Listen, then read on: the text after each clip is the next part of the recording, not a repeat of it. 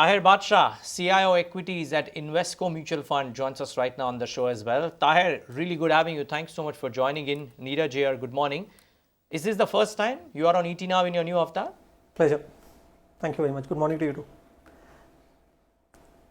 Yeah, looks like this is my first interaction post my joining Invesco. Yeah, it's been a long time to come back on the media, so happy to be here. Yeah, and happy to have you, Taher. Congratulations and all the best for the new venture. So, is the approach different, Taher? Thank you very much. Buy in select quality Thank companies, or are you taking a few more risks? And does the market give you the leeway to do that right now? What are your thoughts?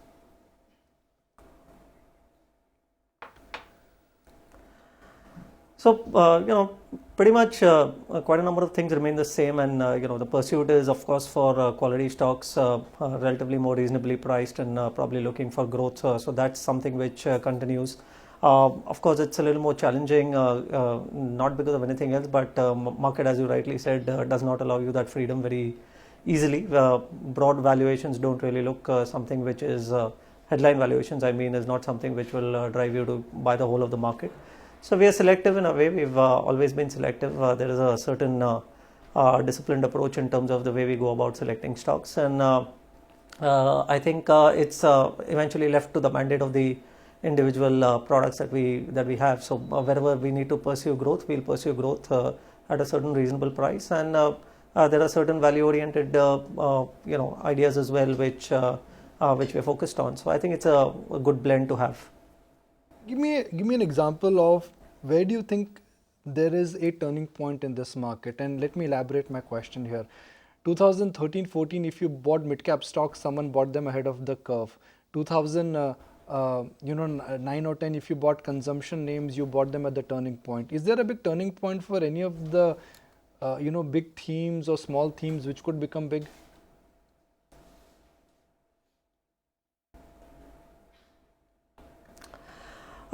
So there is very scant evidence of that as yet, and you'll have to, even if you're looking at some bit of pro-cyclical stories or pro-cyclical sectors, let's say, for example, industrials for that matter, the pattern is relatively diffused, and it's still in the early stages of the recovery, not significantly backed by very compelling data, both at the macro level or probably even at the micro company level.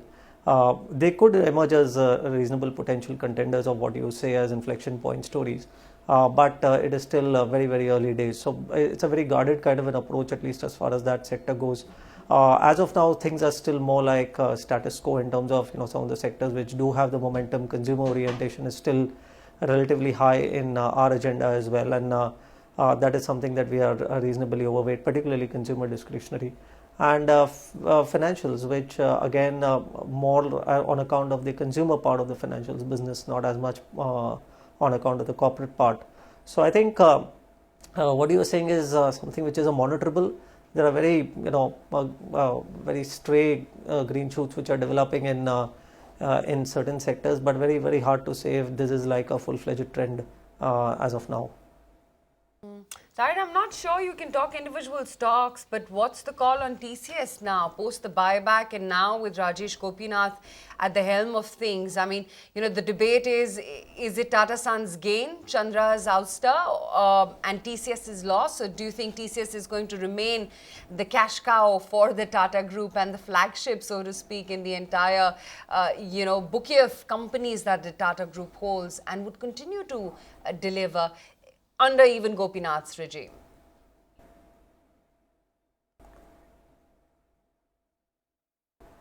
So yeah, as you rightly said, very hard to comment on individual stocks, but broadly as a sector, I think some of the leading stocks in this, leading companies in this sector are very well manned, and in the right hands, they also have the good amount. They have a good amount of depth that they've always showcased over a period of time. So I don't really think it's an issue for transitions at any of these large enterprises to come about.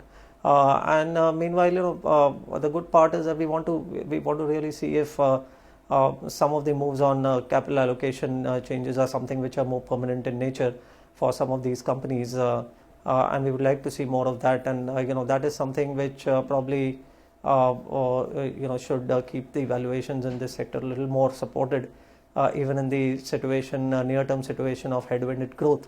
So I think all in all, this is one sector where we have kind of incrementally, marginally started to move in the positive direction and have tried to develop certain overweight positions simply because of one, we think there is a lot of pessimism. Second, being that we are seeing a little amount of value compared to despite the fact that growths are relatively more modest.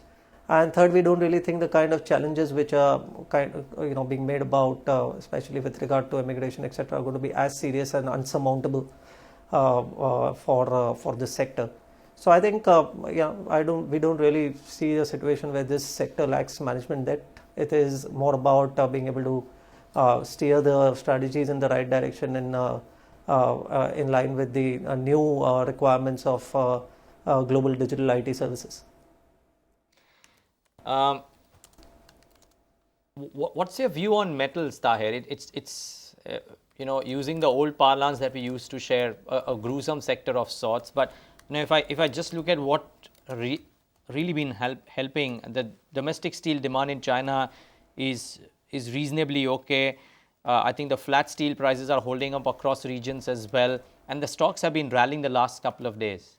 Any thoughts?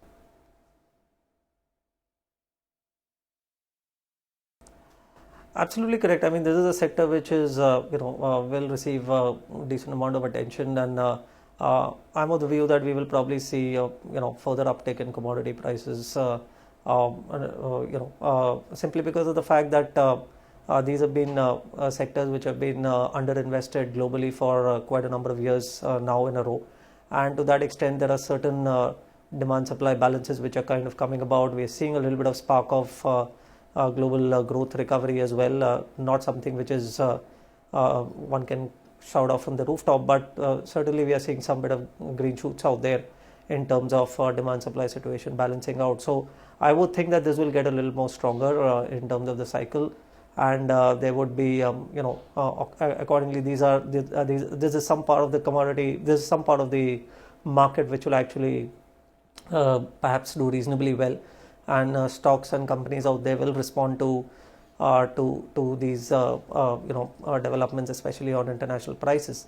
I think also quite a lot of the expectation on earnings growth, at least headline earnings growth on the indices for the year to come as well as the year beyond, is predicated on the recovery in some of these metal names and earnings of metal companies and commodity companies in general. So that's going to be supportive to my mind. So yes, I think this is some sector which will probably receive attention from investors. What is your view on some of these financial intermediaries, whether it is Edelweiss or MOSL, or for that matter IFL? I mean, the reason why I'm asking a pointed question is because if financial inclusion is the theme, you have to bet on AMC companies, financial distributors, ARC companies. Are you looking at something there? You could have asked him about Motilal Oswal as well. No, I don't think you have hours to that.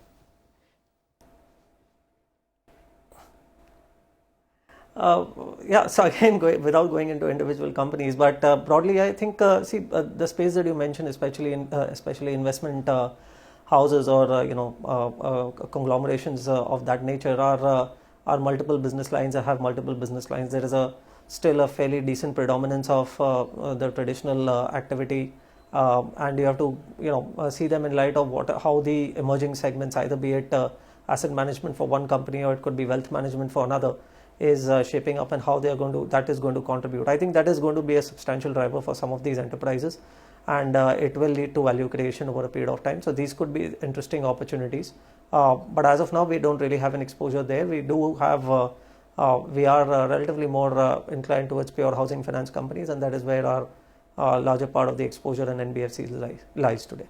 What's the view on pharma as a pack now, because Taher, it seems like the sort of cloud is lifting off from the US FDA, UK MHRA. We've heard from Granules, Sun Pharma, as well as Cadila of late.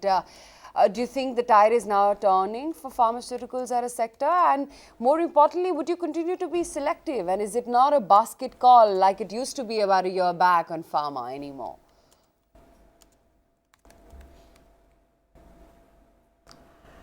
Yes, I think so. I mean, there are again very, very stray instances to suggest that things are getting a little more milder for the sector, and things are thawing, and US FDA is now a little more collaborative and a little more acquisitive compared to what it was earlier. So I think the backlash is probably behind, but we have to be very, very selective here. I think the problem with the sector is that the regulatory impact tends to become very significant in terms of on the earnings, and one US FDA negative resolution is something which can lead to earnings declines or cuts of 20-25%, and that is a magnitude which is not something which is you can it's not it doesn't sit within tolerable risk limits. So I think that's what will that is the challenge with this particular sector. Unlike, let's say, in case of IT, where there is a similar regulatory headwind, but it's not that the earnings are going to come off by 20%. Yes, there's going to be some impact, and probably it might be mitigated also to some extent through price increases, etc., along the way. But this is a sector in pharma, unfortunately, you don't really have those mitigants. So we still are grappling with the sector. We've at best had companies where there has been relatively more domestic exposure as of now. As you rightly said, it is still a lot of case by case evaluation, and you have to be relatively careful about what's coming up. In cases of companies which are now through with their US FDA related overhang, I think they might probably become more interesting subjects to look at. Taher, quality does not necessarily come at a size. When you are looking at quality right now, as you stated, is there enough and more available at the broader end of the spectrum? Are you buying a lot more of the mid cap, small cap variety because there is enough and more quality there too? Or are you sticking to the large size?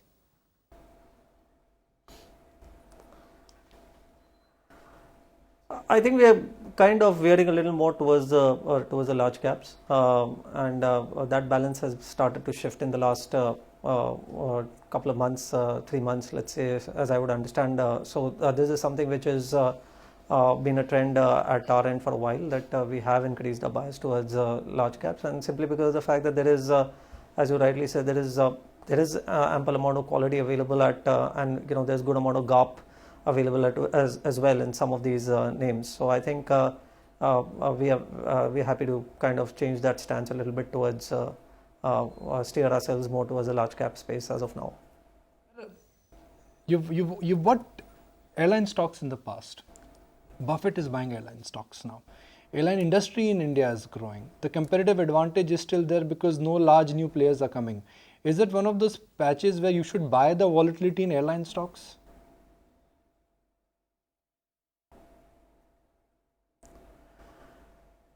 So, as a sector, and this is probably what I've learned the hard way, while we don't really have any exposure here in airline stocks, but at some level, this is probably going to get attractive. I think, what I'm realizing is probably this is a sector which is more likely to perform in times when oil prices are higher than it being lower.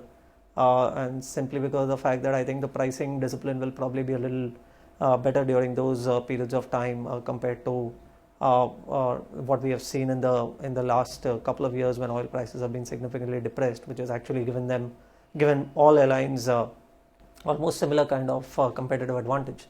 So I think if you were to see a situation where traffic holds up pretty well, and I think that is more structural in nature. So up until oil is higher but more reasonable, say up to about 60-70 odd.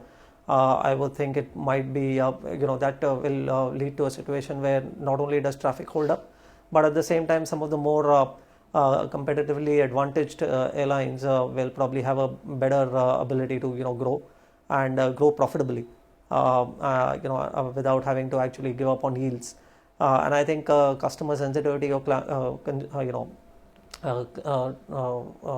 consumer sensitivity will be relatively lesser. Especially if corporate demand were to probably stay relatively stronger. So versus what has been the trend more recently, that it has been more of discretionary, travel or leisure travel. So I think this sector would probably do better at times when we have tightness in demand, and at the same time we have a situation where oil prices are not as benign as what they are today. Find us on Facebook at facebook.com/ETNow and don't forget to click the like button. You can also follow us on Twitter at ETNowLive. To stay updated with all our programming, hit the subscribe button on our YouTube channel by logging on to youtube.com/user/ETNow.